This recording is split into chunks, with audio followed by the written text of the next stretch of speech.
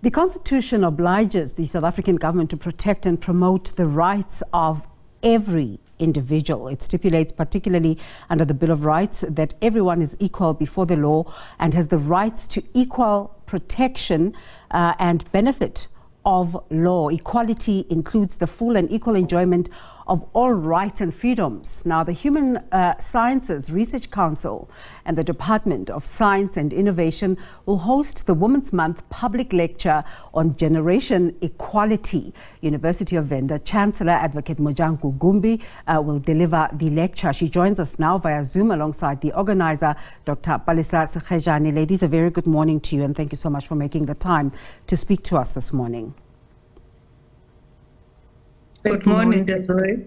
Dr. Sekhejane, perhaps let me start with you. What are the objectives of this lecture? So the objectives of this lecture, since we are also doing it with our partners, it is to ensure that we can commemorate the Women's Month, but also looking into matters that are not only about commemorating South Africa's Women's Month, but also ensuring that we can debate issues around achieving a gender equal society. So, for instance, through partnership with Swedish Embassy, and you know, they are also a feminist country, we are wanting to formulate partnerships that will ensure that we can action the coalition agreement that was fostered by the United Nations, and find means and create capacity that we can develop some projects that will speak to achieving that generation equality. So, in short, that's the public lecture will be looking to deliberate on, but also ensuring that there is some work that takes place post the public lecture. Advocate Gumbi, this has literally been your life's work, but do South Africans engage sufficiently with the conversation of generation equality? Well, Desiree, I think they do. South Africans do engage. Whether we see sufficient progress or not is still to be determined. I think that the constant agitation, the constant mobilization has seen some progress. We have to admit that has happened, but the progress that we see is not sufficient. I mean, it's borne out, for instance, at just the rates of gender-based violence that we see and the manner in which such gender-based violence manifests. It is, we can see it in how gender parity is not present in, equal pay for equal work. We can see how we still don't have sufficient women in leadership, in corporate, in the public sector. So I think the results are slow, but we can't stop. Doing nothing is not an option. Well, Dr. Sekhejane, it's a well-known fact that equality is a big problem in South Africa. Just in terms of the Human Sciences Research Council, what's the latest data telling us about latest efforts to rid the country of the scourge of inequality? I think one of the progresses that South Africa has made is to put in place those national action plans towards eradication of these inequalities, or trying to achieve equality status. But also, I think what we are not getting coming out thoroughly, clearly, it's the types of inequalities of today.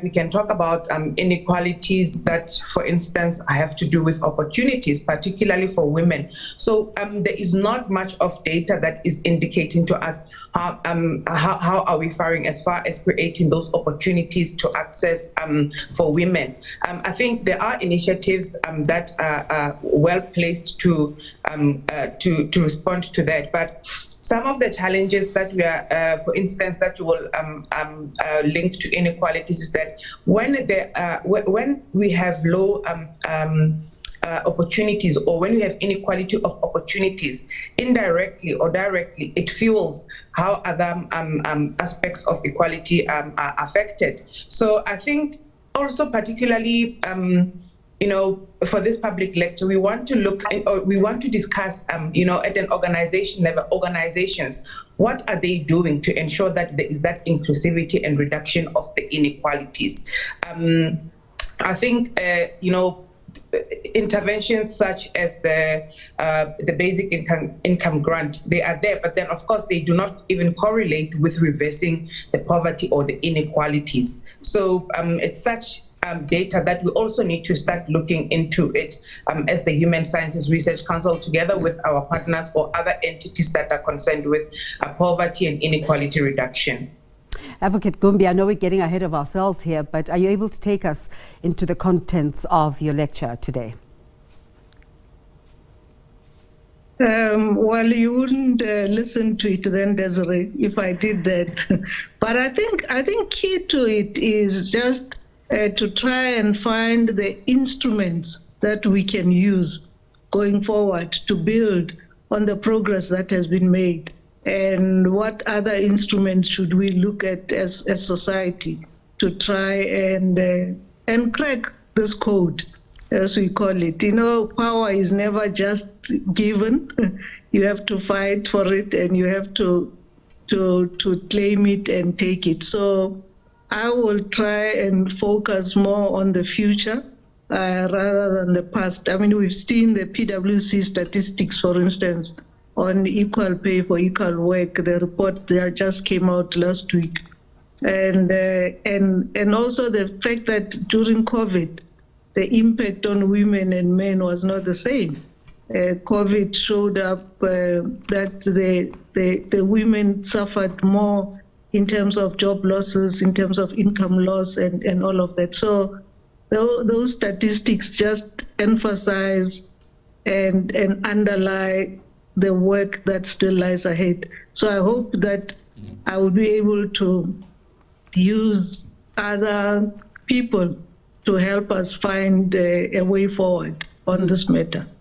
So I've been talking to both you ladies as professionals. I just want to reach out to your womanhood and just in terms of this conversation about Women's Month losing meaning, how we can find ways to give more depth and more meaning to Women's Month. What are your thoughts around this conversation? Dr. Sekhejane, let's start with you. Yeah, I think we cannot begin to even lose momentum or meaning why it's important to commemorate and celebrate Women's Month, particularly because, and perhaps the notion is that it's losing meaning because of people are feeling despondent. There is a low trust for systems like justice and policing, and therefore people begin to feel that there's no point. But I don't think we should be losing meaning in that, simply because we come from far as fighting for women's inclusion, their rights to be recognized, and to also sit on the table. So losing that meaning will only do damage more than justice to ensuring that we can secure an equal future for all. Because as Advocate Mojanku is referring to COVID, most of people that were affected were women. But it's not only even COVID that affected or exacerbated the worsened status of women.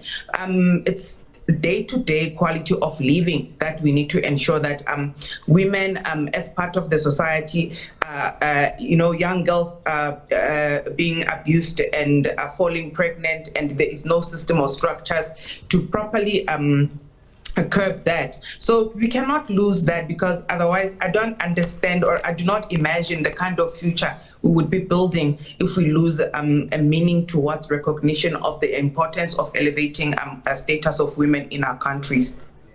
Advocate Gumbi, what are your thoughts? How do we realize women's rights for an equal future in a meaningful way that brings about change?